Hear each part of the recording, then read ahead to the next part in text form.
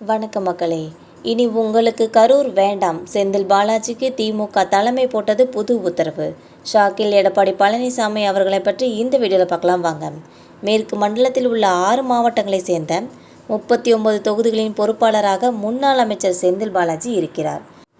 இதனால் தொகுதி வாரியாக சுற்றுப்பயணம் மேற்கொண்டு தனது களப்பணிகளை மேற்கொண்டு வருகிறார். செந்தில் பாலாஜியும் திமுக தலைமையின் கனவும் நிறைவேற்றும் வகையில் கரூரை தனது கட்டுப்பாட்டிற்குள் வைத்திருக்கிறார். இப்போது அவருக்கு புது அசைன்மெண்ட் கொடுக்க திமுக தலைமை திட்டமிட்டுள்ளது. கோவை மாவட்டத்தில் அதிமுக வசமுள்ள 10 தொகுதிகளை மீட்கவும், எஸ்பி வேலுமணி போன்ற அதிமுக முக்கிய தலையை ஜெயிக்கவும் செந்தில் பாலாஜியை கோவைக்கு களமிறக்கலாம் என திட்டமிட்டுள்ளார்களாம். கோவை அதிமுகவின் கோட்டையாக விளங்குகிறது.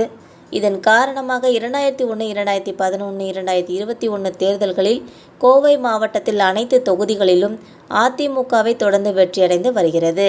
திமுக சார்பில் கோவை மாவட்டத்திற்கு பொறுப்பு அமைச்சராக நியமிக்கப்பட்ட சக்கரபாணியும் தனது வேலையை சரியாக செய்யாததால் கரூர் மாவட்டத்தை சேர்ந்த செந்தில் பாலாஜி கோவையின் பொறுப்பு அமைச்சராக நியமிக்கப்பட்டார். அதன்பின் நடந்த அனைத்து தேர்தல்களிலும் திமுகவுக்கு பெரு வெற்றியை பெற்றுக் கொடுத்து தலைமையின் குட்புக்கில் இடம் பிடிச்சாங்க செந்தில் பாலாஜி அவர்கள்.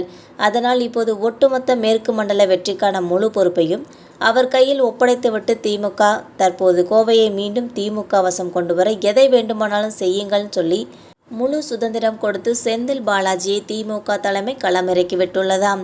கட்சியில் உள்ளடி வேலை பார்ப்பவர்களை நீக்குவது, கோஷ்டி மோதல்களை களையெடுப்பது என தீவிர வேலைகளை செய்து வருகிறார்.